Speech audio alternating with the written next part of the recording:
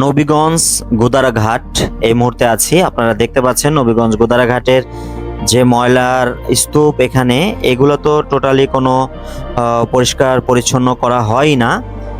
এখানে সাধারণ মানুষ যখন ফ্রি থাকে তখন এই ঘাটের পাশে এসে সময় কাটায়, বসে।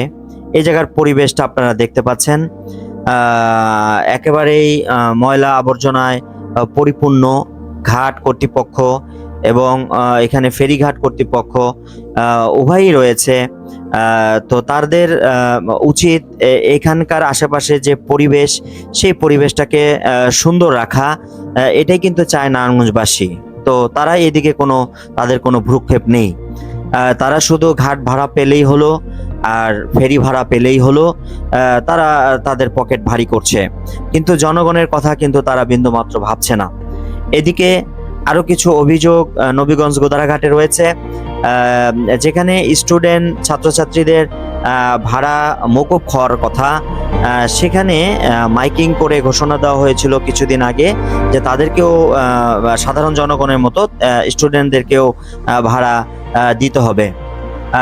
আবার অনেকে ওখানে যে জিজ্ঞেস করার পরে ঘাট কর্তৃপক্ষ যারা রয়েছে তাদেরকে জিজ্ঞেস করার পরে তারা বলেছে যে যারা আইডি কার্ড শো করাতে পারে, দেখাতে পারে, তাদের জন্য আমরা ভাড়াটা নেই না, ঘাট ভাড়া নেই না, তাদেরকে আমরা ফ্রি যেতে দেই।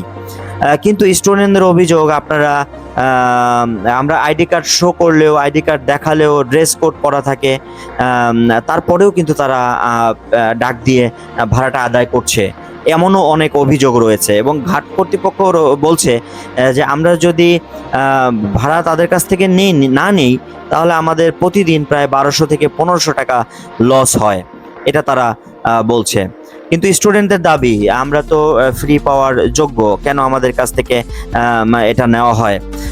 তো নৌ পরিবহন কর্তৃপক্ষের কাছে আবেদন BIWTA এবং স্থানীয় জেলা প্রশাসক এই বিষয়টি তদারকি করবেন। তারা একটু এদিকে নজর দিলেই হয়তো যারা স্টুডেন্ট রয়েছে তাদের যে অভিযোগটি সেটি হয়তো তাদের দাবি দেওয়াটা পূর্ণ হবে।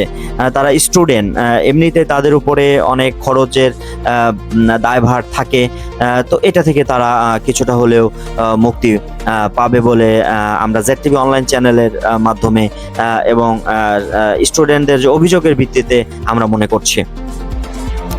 তো আপনারা দেখতে পাচ্ছেন নবীগঞ্জ গোদারা ঘাট থেকে ফেরি পারাপার হয়ে মানুষজন যাচ্ছে এবং এখানে প্রচুর পরিমাণে ময়লা আবর্জনায় জর্জরিত। যারা এই কর্তৃপক্ষ, এখানে যারা দায়িত্বে রয়েছেন ঘাট কর্তৃপক্ষ, তাদের এই বিষয়টি আপনারা পরিষ্কার পরিচ্ছন্নতা করে এই ঘাটের সৌন্দর্য বৃদ্ধি করবেন সে আশাবাদ রাখছি। তো ধন্যবাদ। এবং আরেকটি বিষয় আপনাদের দেখাতে চাই, ঘাট থেকে যখন যাত্রীরা বের হয় তখন এই সামনে দিয়ে কিন্তু বের হওয়ার কোনো উপায় নেই। আপনারা দেখেন এদিক দিয়ে বের হওয়ার পরে সামনে একদম টোটালি অটোগুলো রেখে রাস্তা একেবারে একটার পাশে আরেকটা, একটার সাথে আরেকটা লাগিয়ে রাস্তা কিন্তু টোটালি বন্ধ করে রাখা হয়েছে। এদিক দিয়ে মানুষ কিন্তু স্বাভাবিকভাবে সোজা বের হয়ে যেতে পারছে না। এখানে অন্তত এই জায়গাটুকু একটু পরিষ্কার রাখা উচিত। সামনে অথবা পিছনে অটোগুলো সাজিয়ে বা সিরিয়ালে রাখা উচিত বলে এই জায়গার সাধারণ জনগণ, সাধারণ যাত্রীরা মনে করছে। ধন্যবাদ। ZTV অনলাইন চ্যানেল থেকে আমি যুক্ত ছিলাম। তো এই দাবিগুলো আপনারা পূরণ করবেন বলে আশাবাদ ব্যক্ত করে আমরা নবীগঞ্জ থেকে বিদায় নিচ্ছি। ধন্যবাদ।